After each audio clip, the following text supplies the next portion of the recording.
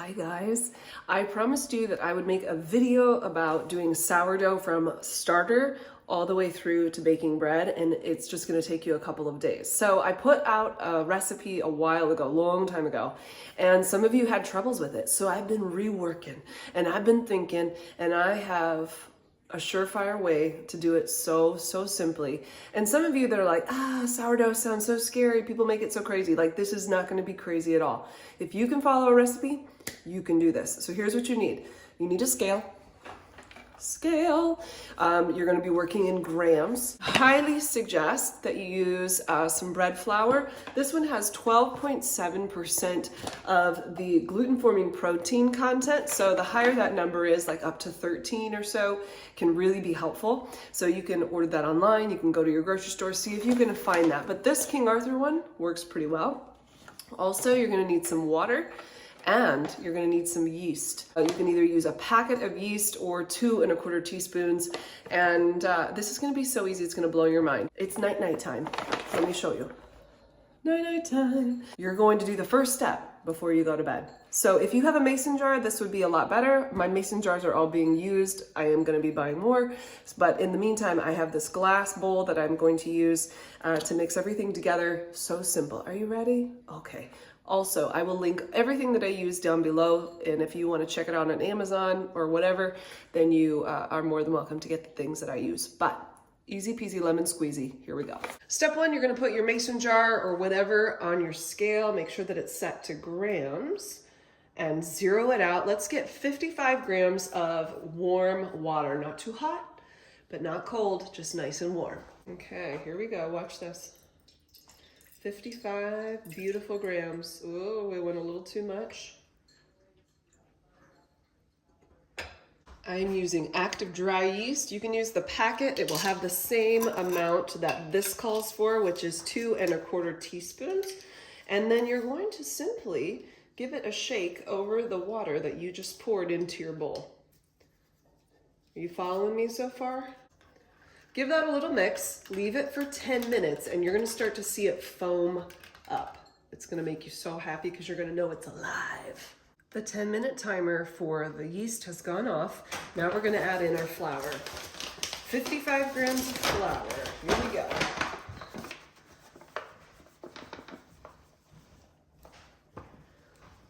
We're gonna mix it. Now I'm just gonna cover this and leave it overnight. So you come back in the morning, take a look at what it looks like right now. It's gonna change overnight.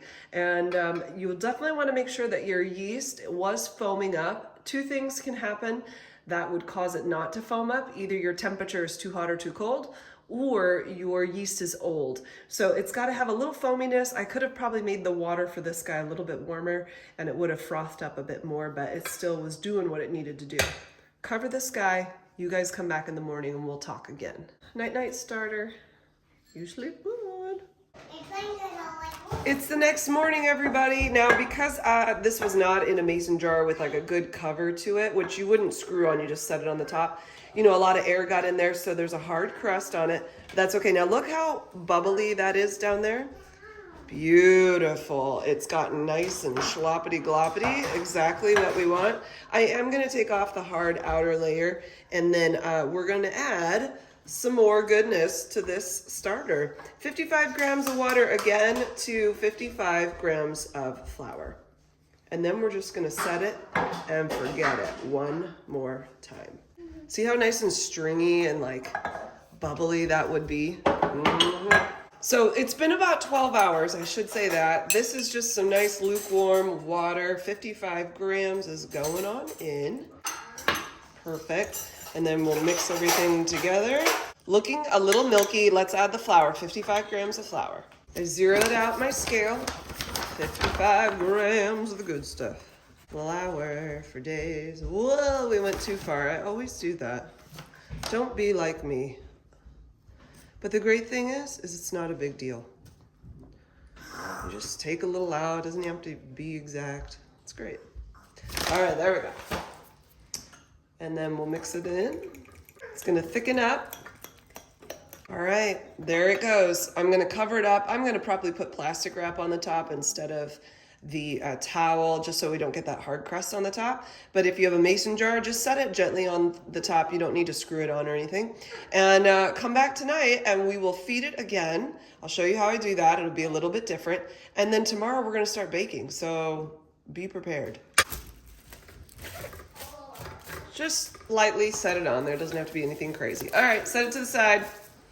It has been 24 hours since we started our starter, and I want to show you what it looks like. Look how bubbly that is. Can you see? It's nice and holy. Look at that. It's got a nice yeasty smell, not too strong, just lovely. So technically, you can keep feeding it and doing what I'm going to show you for several days, weeks, months, kind of a thing, if you really want to like develop your starter. But we're actually going to use it tomorrow to make our amazing sourdough bread. So I'm going to show you this next part. They might call it a leaven. I'm just going to say we're going to feed the starter and we're going to get rid of what we don't need. Let's just do it. Easy peasy lemon squeezy. I have a clean bowl out. And look how nice and holy and just beautifully good that is. I am going to add in 100 grams of water, then we're gonna stir in some starter to it. Lukewarm water, 100 grams, here we go. Then we need 25 grams of starter. The rest of this you are going to discard, which just means you're gonna get rid of it. All right, mix that little cutie up together. The rest of this, put this in the trash, not down your sink. I have my bread flour again, and this is going to be 100 grams of flour. Just sprinkle that right over the top. So remember, we did 100 grams of just lukewarm water, 25 grams of the starter you already had, and 100 grams of flour. We're just feeding this guy, okay? And then we're gonna leave him overnight. If this is in a mason jar, you know, you're not gonna put the lid on tight, you're just going to set it on the top. If you don't have a mason jar, you're just using a bowl, go ahead and put some saran wrap loosely over the top and then set it to the side until the morning. That's it, guys, easy, right? Okay, set it and forget it. Come back in the morning and we'll do the next step. Good morning, it's the next day. Are you ready to put this dough together and make yourself some sourdough? This is my all-time favorite, most amazing sourdough recipe. Can't wait to share it with you. I usually double this, so I'm having it for you today. And by tomorrow, we are gonna be cooking up our own sourdough. You ready? It's not scary. I'm even wearing glasses to help you trust me so that I look like I know what I'm talking about. But I totally do, because it's really good. Okay, let me show you how everything looks from last night with our starter. And then we'll start doing our measuring out. And I'm telling you, easy peasy, lemon squeezy. Okay, last night we put together our starter. Look at it now. It's beautiful, speckly, it's nice and holy. Now typically when you have your starter and you look at it, you want it to be nice and bubbly. You want it to sort of have this little dome on it. That's when you know it's at its prime. When it starts to sink way down, it probably isn't as whoopity-doo, but it can still be used. I'm gonna measure out 113 grams of starter and throw that in some water. I'm grabbing out my scale and I'm gonna put my bowl on the top. We're gonna zero out our scale. I've got just lukewarm water. We're gonna do 325 grams of water. And then our starter, we want to put in 113 grams of our starter. You're gonna have some left over, that's gonna go in the fridge, and then the next time you wanna bake something with sourdough, you will feed it, and I'll tell you more about that in a minute. Okay, 113 grams, whoa, very ploppy. So you can give that a nice quick stir inside there. Flour time. We're gonna do 375 grams of our bread flour. Then I'm gonna add in 125 grams of whole wheat flour. This is King Arthur whole wheat flour, and this just gives it a nice, you know, goodness. So our grand total of flour is 500 grams. Guess what we get to do now? We just get to mix it together. And you just want everything incorporated. We're not kneading this. We're not doing anything special other than just kind of getting the shaggy dough and everything's mixed together and happy. And then you can even use a bench scraper at the bottom of your bowl to kind of make sure that every little bit of flour is getting liquid and getting in on the action and the party. A lot of times I'll just do this.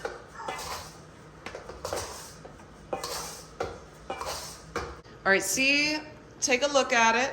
Kind of shaggy. We're gonna put a towel over it for 30 minutes and then you come on back. I just want to remind you to take that leftover starter that you have, stick it in your jar, and you're gonna stick this in the fridge. Now starters, they are living things, right? It's yeast in there. So after you put this guy in the fridge, you need to feed him about once a week. And we feed him just like we did last night, where we take 25 grams of starter and we add in 100 grams of flour, 100 grams of water, mix it up, leave it on the counter overnight. If you're not gonna bake anything with it, then you wanna go ahead and put that back into the refrigerator. But this guy's gonna go in the refrigerator. 30 minutes is up, my friends. Have a look at what this guy looks like. All right, in here I have already measured out 10 grams of sea salt. In this cup, I have 25 grams of water, just lukewarm water, and this is how we're gonna do it. We are going to take our phalanges and we're going to dimple the top of the dough, sprinkle on the salt, splash on the water, and you're going to just give it a squeeze. You're gonna notice that this dough is gonna start to get smooth looking. The appearance is going to change. Okay, and you're just gonna keep on until all the salt and water is gone. If your dough starts to get sloppity gloppity and doesn't look like it wants to take in any more water, then you can just finish up with the salt. Some places are just more humid than others, so, plan accordingly. Salt, I kind of feel like it, if you can see at the bottom here, like it didn't quite get all the way in there. So I'm gonna hold off on adding any more water.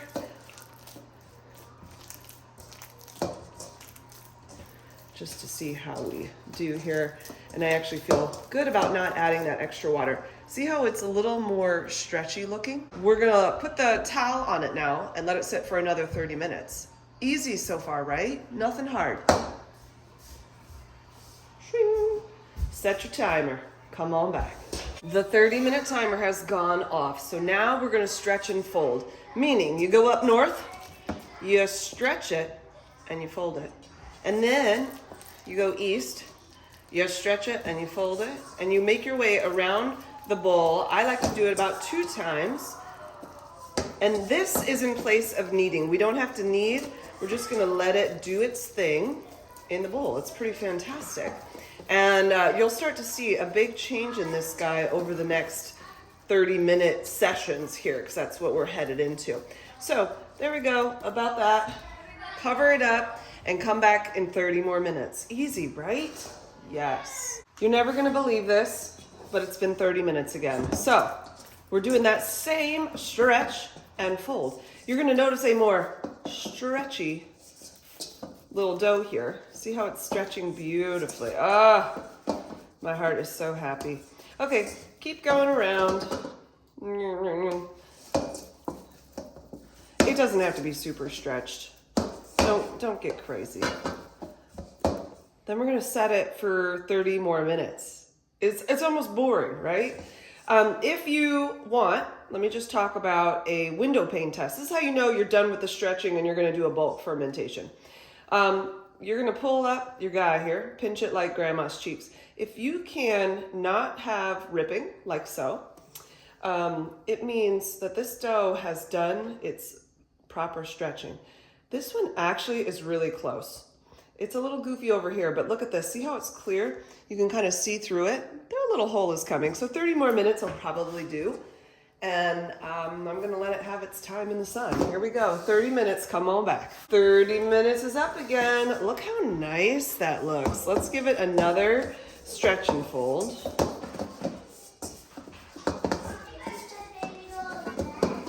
I will.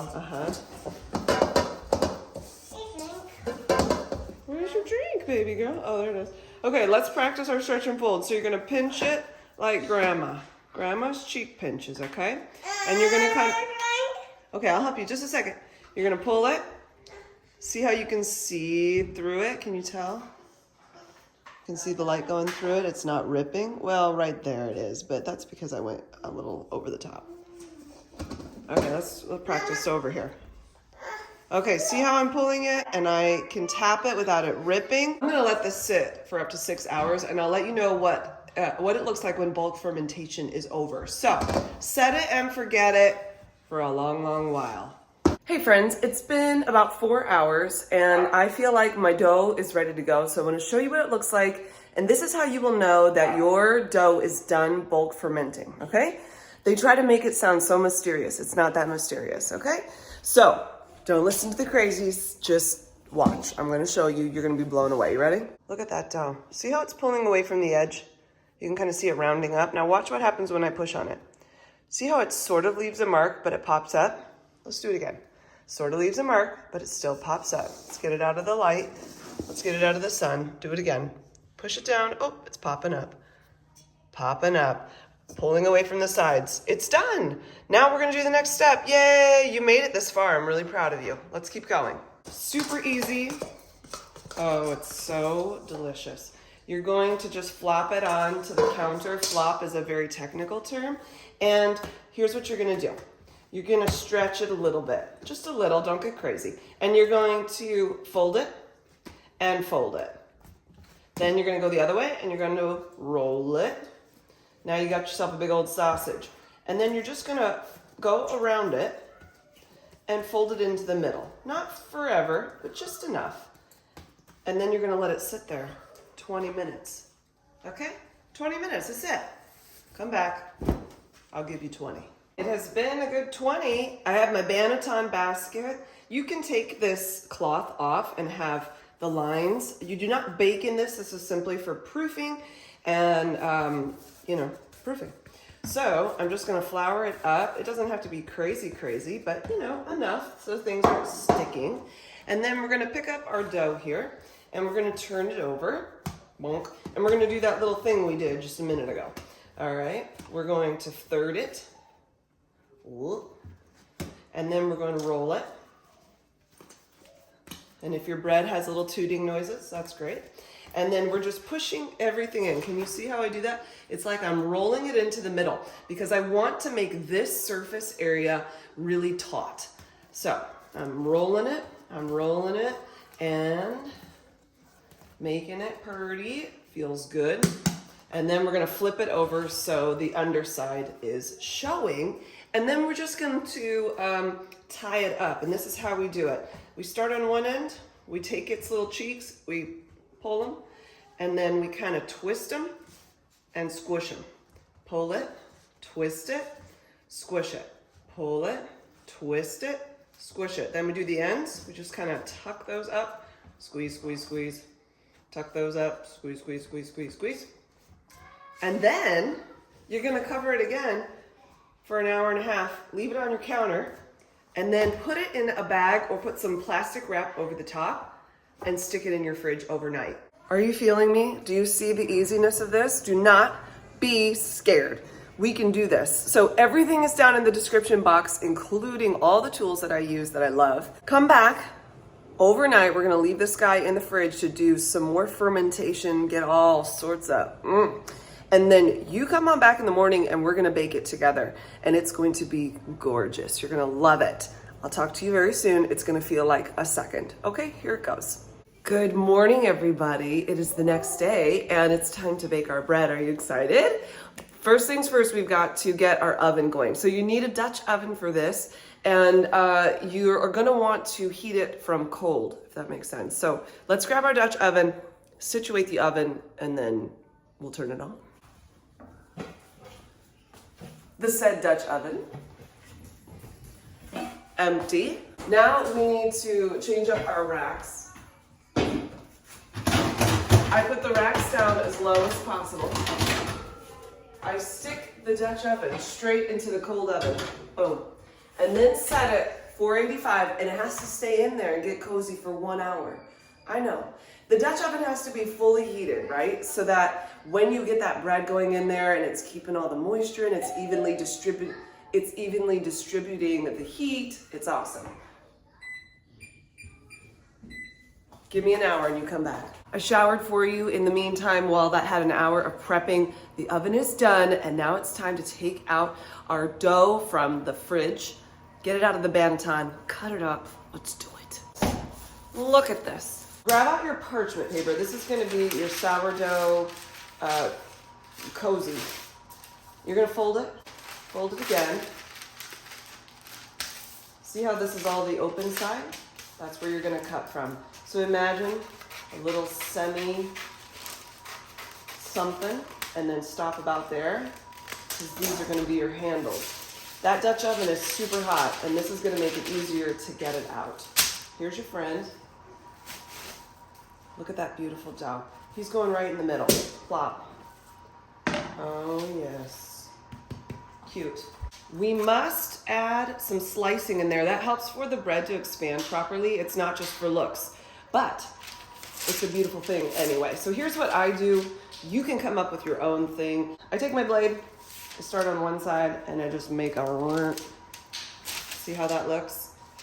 Nothing crazy. Then I flip it over to this side and I make like little Christmas trees because I think it's cute.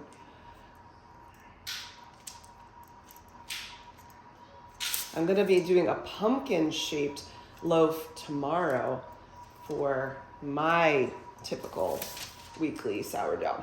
All right, there she goes. Now let's get our pot out. It's gonna be so hot. Be prepared. And this is how we do it. Remove the lid very carefully.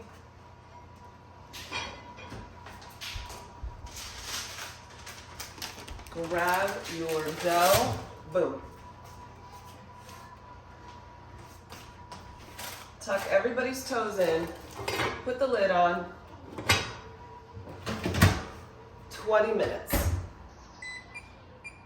The lid is important because you're gonna keep all the moisture inside, which helps for the bread to like do its expanding and be proper, because we need a proper bread.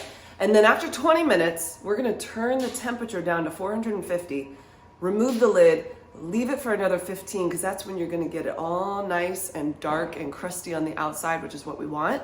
Make sure you turn the temperature down, because don't be like me and forget sometimes, and then you have a really crusty crust. Come back in 20 minutes. I'll show you the next part. 20 minutes is up, my friends. Let's see how our beautiful bread is looking.